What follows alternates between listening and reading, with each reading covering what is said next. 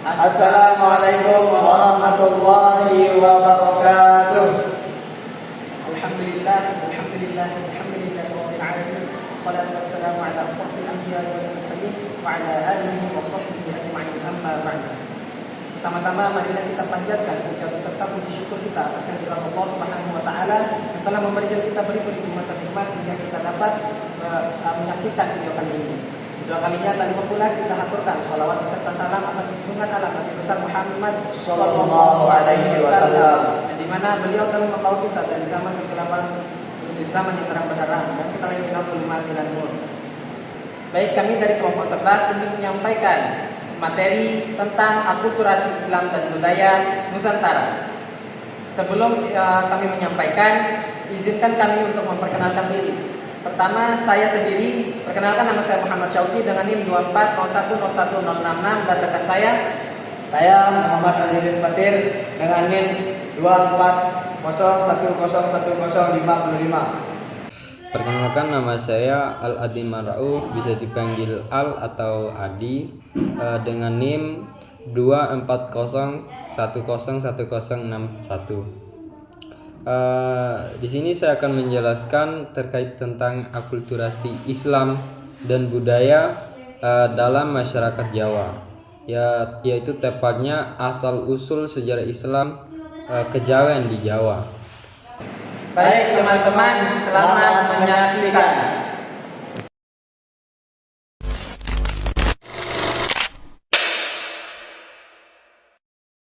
Tahukah kamu bagaimana Islam kejawen lahir di tanah Jawa? Islam kejawen adalah hasil pertemuan antara ajaran Islam dengan tradisi budaya dan kepercayaan lokal Jawa yang sudah ada sejak lama. Proses ini bermula pada abad ke-15 ketika para wali atau wali songo mulai menyebarkan Islam di Nusantara, khususnya di Pulau Jawa. Mereka tidak serta-merta menghapus tradisi Hindu-Buddha dan animisme yang sudah mengakar, melainkan mengadaptasi dan mengisinya dengan nilai-nilai Islam. Upacara, ritual, dan simbol-simbol lama diberi makna baru yang Islam. Misalnya tradisi selamatan, tahlilan, dan selamatan masih dipertahankan, namun dengan bacaan doa-doa Islam yang mengandung nilai tauhid. Konsep ketuhanan dalam kepercayaan Jawa juga diselaraskan dengan prinsip tauhid dalam Islam. Inilah yang melahirkan Islam kejawen, sebuah bentuk Islam yang sangat kental dengan nuansa lokal dan spiritualitas Jawa. Islam kejawen sering disebut juga Islam abangan, istilah yang diperkenalkan oleh Clifford Geertz yang menandai keberagaman cara berislam, bukan bagaimana Islam dapat beradaptasi dengan budaya setempat tanpa kehilangan esensinya. Islam kejawen adalah bentuk unik dari Islam yang berkembang di Jawa dengan ciri khas sinkretisme budaya. Meski sering dianggap tidak murni oleh kaum Puritan, ia tetap bertahan sebagai warisan spiritual masyarakat Jawa.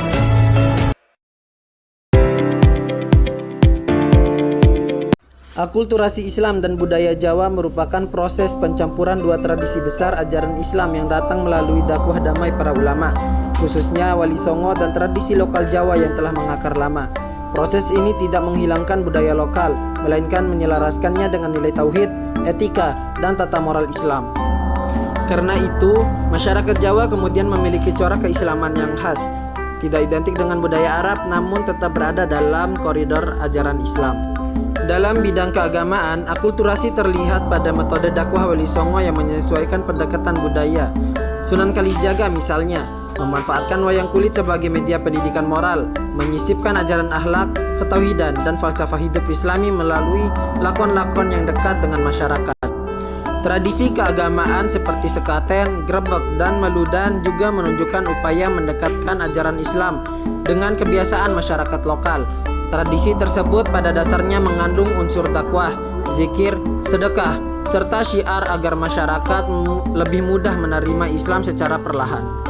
Pada bidang sosial dan budaya, akulturasi tampak pada transformasi berbagai upacara adat, misalnya tradisi selamatan yang awalnya berorientasi pada kepercayaan animistik, kemudian diisi dengan doa-doa Islam, pembacaan tahlil, dan sedekah, upacara kelahiran, pernikahan, hingga kematian tetap dipertahankan bentuknya, tetapi nilai-nilai disucikan melalui ajaran Islam.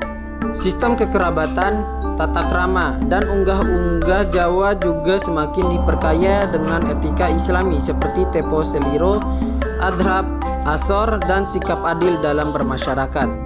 Dalam arsitektur dan kesenian, akulturasi terlihat pada bangunan masjid tradisional Jawa seperti Masjid Agung Demak yang tidak menggunakan kubah, melainkan atap tumpang tiga. Bentuk tersebut melambangkan iman, Islam, dan ihsan serta menandai perpaduan antara estetika lokal dengan nilai spiritual Islam. Seni ukir, busana tradisional, sastra, dan tembang Jawa pun memuat pesan moral Islami tanpa menghilangkan karakter khas budaya Jawa. Akulturasi ini membawa dampak positif bagi masyarakat Jawa. Islam dapat diterima tanpa konflik, budaya lokal tetap hidup, dan keduanya membentuk identitas baru yang harmonis. Masyarakat Jawa menjadi contoh keberhasilan perpaduan agama dan tradisi secara damai. Hingga hari ini, warisan akulturasi tersebut masih tampak dalam kehidupan sehari-hari, baik dalam seni, adat, maupun praktik keagamaan yang tetap berpegang pada nilai-nilai Islam, namun berkembang dalam bentuk yang lebih membumi dan tercermin dengan karakter masyarakat Jawa yang religius, santun, dan inklusif. Baik, bismillahirrahmanirrahim. Assalamualaikum warahmatullahi wabarakatuh. Perkenalkan, nama saya Muhammad Rajadin Fatir dengan NIM 24010100555. Di sini saya akan menjelaskan subbab materi akulturasi Islam dan budaya dalam masyarakat Sasak. Oke, next. Budaya merari dalam masyarakat Sasak sebagai ritual pernikahan adat yang syarat simbol dan bermakna, menyimpan lapisan kompleks ketika dilihat melalui lensa feminisme. Pada permukaannya, merari adalah sebuah proses sakral yang menghubungkan dua keluarga, mengukuhkan ikatan sosial, dan menjadi penanda kedewasaan dalam budaya Sasak. Namun, jika ditelisik lebih dalam, ada narasi tersembunyi yang menempatkan perempuan sebagai objek, bukan subjek dari sebuah sistem yang kerap mengabaikan suara dan otonomi mereka. Proses merari yang kerap melibatkan membawa lari calon pengantin perempuan, meski kadang direncanakan kedua belah pihak secara simbolis, memperkuat gagasan bahwa perempuan adalah entitas yang harus diambil oleh lelaki.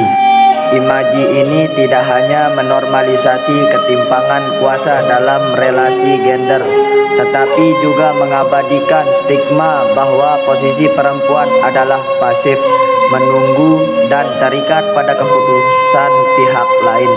Bahkan dalam praktiknya, meski keluarga perempuan mungkin telah memberi persetujuan ruang bagi calon mempelai perempuan untuk menolak atau merundingkan keinginannya sendiri, seringkali dipersempit oleh tekanan adat dan rasa takut mengganggu keselarasan sosial. Tidak berhenti di situ, konsep mas kawin dalam merari juga patut dikritik. Meski secara budaya dimaknai sebagai bentuk penghargaan kepada keluarga perempuan, dalam praktiknya ia bisa berubah menjadi transaksi yang mengkomodifikasi tubuh dan nilai perempuan. Besaran mas kawin yang kerap ditentukan oleh status sosial, pendidikan, atau bahkan fisik calon pengantin perempuan secara tidak langsung menempatkan perempuan sebagai barang berharga yang harus dinilai secara material. Hal ini berpotensi memperkuat pandangan patriarki bahwa perempuan adalah aset keluarga yang perlu dilindungi, sekaligus diperdagangkan dalam kerangka menjaga martabat adat. Juga feminisme tidak menuntut penghancuran adat, tetapi mengajak kita untuk mempertanyakan kembali norma-norma yang justru membelenggu, seperti populasi manusia dalam nama tradisi. Ketika perempuan Sasak harus mengubur keinginan untuk menolak lamaran atau memilih pasangan demi menjaga keutuhan adat, bukankah budaya itu sendiri sedang melakukan keseluruhan simbolik terhadap hak dasar mereka sebagai manusia.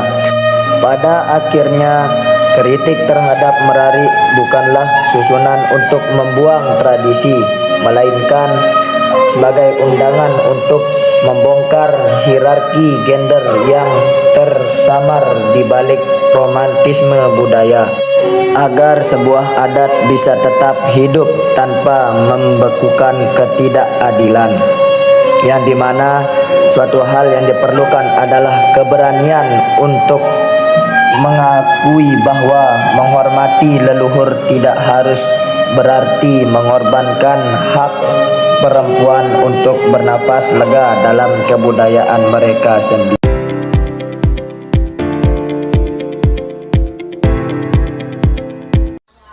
Islam pertama kali masuk ke Nusantara melalui jalur perdagangan internasional yang ramai di pantai barat Sumatera, terutama di wilayah yang kini kita kenal sebagai wilayah Aceh. Para pedagang dari Arab, Persia, dan Gujarat datang membawa bukan hanya sekedar barang dagangan, akan tetapi juga nilai-nilai keislaman. Hubungan dagang yang baik, sikap jujur, dan perilaku santun para pedagang membuat masyarakat setempat tertarik dengan ajaran Islam. Proses penyebaran Islam di Sumatera berlangsung secara damai, tanpa paksaan dan disesuaikan dengan budaya lokal yang sesuai berkembang sebelumnya. Dari Sumatera, Islam kemudian menyebar ke seluruh penjuru Indonesia. Pada awal perkembangannya, berdirilah Kerajaan Samudra Pasai di Aceh Utara pada abad ke-13, yang menjadi kerajaan Islam pertama di Nusantara. Dari sinilah muncul tokoh-tokoh penting seperti Sultan Malik As-Saleh dan Sultan Malik Az-Zahir yang memperkuat dasar pemerintahan keislaman. Kemudian muncul Kesultanan Aceh Darussalam di bawah pimpinan Sultan Iskandar Muda. Selain di Aceh, akulturasi Islam juga berkembang di Minangkabau, Riau, Palembang, dan Sumatera Utara. Di Minangkabau, Islam berbaur erat dengan adat setempat melalui prinsip adat Basandi Syarak, Syarak Basandi Kitabullah. Prinsip ini menegaskan bahwa adat harus sesuai dengan syariat Islam, sehingga tidak ada pertentangan antara agama dan budaya. Hasilnya, tradisi seperti musyawarah, gotong royong, dan penghormatan terhadap orang tua dipertahankan karena perjalanan dengan ajaran Islam. Dalam bidang arsitektur, akulturasi tampak jelas pada bangunan masjid dan istana di Sumatera. Masjid-masjid tua seperti Masjid Raya Baitur Rahman di Aceh, Masjid Agung Palembang, dan Masjid Indrapuri di Aceh Besar memadukan gaya arsitektur lokal dan unsur Islam. Dalam bidang sastra dan bahasa, Islam memberikan warna baru bagi budaya literasi di Sumatera. Bahasa Melayu berkembang menjadi bahasa ilmu dan dakwah Islam. Karya seperti Hikayat Raja-Raja Pasai, Hikayat Aceh, dan Gurindam 12 karya Raja Ali Haji menjadi bukti akulturasi antara ajaran Islam dan kearifan lokal. Dalam seni dan tradisi, banyak bentuk budaya lokal yang disesuaikan dengan nilai Islam. Misalnya tradisi berjanji, tepung tawar, ratep saman, dan kanduri. Akulturasi juga terlihat dalam pakaian dan busana adat. Pakaian tradisional masyarakat Sumatera banyak dipengaruhi oleh nilai kesopanan Islam. Misalnya pakaian adat perempuan Aceh dan Palembang yang menutup aurat, serta penggunaan songket dengan motif kaligrafi dan simbol-simbol keislaman. Bahkan dalam upacara adat, bacaan doa, basmalah, dan tahmid selalu hadir sebagai bentuk penghormatan kepada Allah Subhanahu wa Ta'ala. Dalam bidang pendidikan, Islam membentuk sistem baru melalui pendirian dayah, pesantren, dan surau. Lembaga-lembaga ini tidak hanya mengajarkan ilmu agama seperti fikih, tafsir, dan tasawuf, tetapi juga menjadi pusat kegiatan sosial dan politik. Di Minangkabau, surau bahkan menjadi tempat berkumpulnya para pemuda untuk belajar dan berlatih keterampilan hidup. Dari lembaga-lembaga ini lahir banyak ulama dan tokoh pergerakan seperti Syekh Ahmad Khatib Al-Minangkabawi, Buya Hamka, dan Haji Abdul Malik Karim Amrullah yang kemudian berperan penting dalam sejarah Islam modern Indonesia. Selain itu, akulturasi Islam juga memengaruhi sistem pemerintahan di berbagai kesultanan seperti Kesultanan Delhi, Siak, Sri Indrapura, dan Palembang Darussalam. Hukum Islam menjadi dasar dalam mengatur kehidupan masyarakat. Gelar-gelar seperti Sultan, Tuanku, dan Syekh mencerminkan nilai Islam yang menyatu dalam struktur kekuasaan Melayu. Para ulama menjadi penasihat raja, sementara kebijakan kerajaan diambil berdasarkan prinsip keadilan dan kesejahteraan rakyat, sebagaimana diajarkan dalam syariat Islam. Hasil dari proses panjang akulturasi ini terlihat pada karakter masyarakat Sumatera sehingga sekarang. Mereka dikenal religius, sopan, menghargai ulama, serta menjunjung tinggi gotong royong dan musyawarah. Islam tidak menghapus identitas budaya mereka, akan tetapi justru memperkaya dan memperhalusnya. Nilai-nilai Islam menyatu dalam kehidupan sehari-hari, dalam cara berpakaian, berbicara, musyawarah, dan berinteraksi sosial. Dengan demikian, akulturasi Islam dan budaya di Sumatera adalah contoh nyata bagaimana ajaran Islam mampu beradaptasi secara harmonis dengan tradisi lokal. Proses ini menunjukkan kebijaksanaan para ulama dan tokoh masyarakat dalam menanamkan ajaran agama melalui pendekatan budaya.